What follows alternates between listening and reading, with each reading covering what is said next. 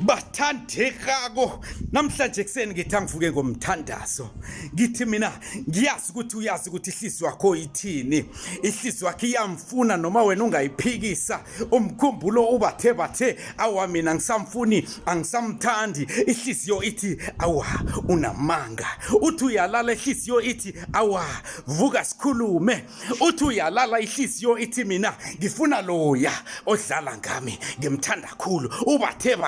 awufuni ubathe awusamthandi uyazikhohlisa utshela abantu ukuthi wena awusamfuni ihliziyo ithi awa ngifuna